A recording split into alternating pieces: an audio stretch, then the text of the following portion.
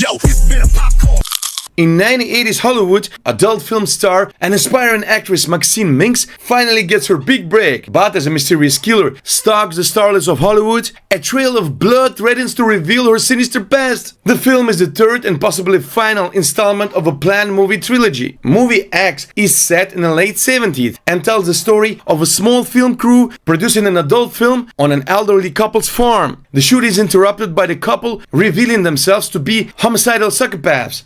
Goth starred as both Maxine, ambitious young performer, and Pearl, the ruthless killer. Its prequel, Pearl, dove back in time to 1918, following Goth as a younger version of the elderly killer in the first film. Filmmaker Ty West had planned to make the prequel from the start and shot it secretly back to back with movie X before, later announcing it to the public. That's why Pearl was released in September 2022, just a month after the March 2022 release of its predecessor. With Maxine, the franchise jumps forward after the events of X and finds Maxine closer to the fame than ever. And so we have a story of a fame and youth-obsessed young woman in 1918 whose disturbance persists into the old age when she's triggered by a group of beautiful young adult film stars. She unleashes her trauma upon them with only one survivor, young Maxine, who brings her horrors to Los Angeles. As one of the reviewer writes, what happened to Pearl as a young woman shaped what happened to Maxine as a young woman,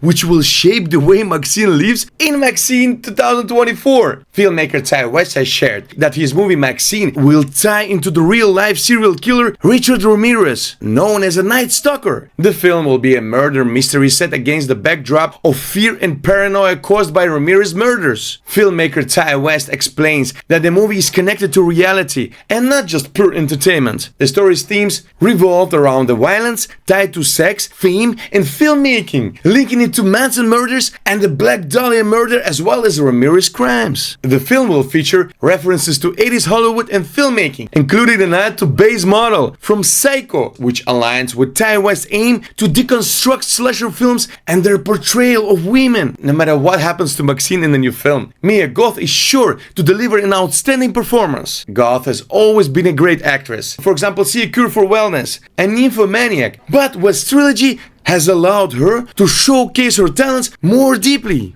Her performances have been extraordinary, fitting her view of Maxine as a strong quasi-superhero character. Thanks a lot for watching Beauty Popcorn. Like, subscribe, and see you in the next episode.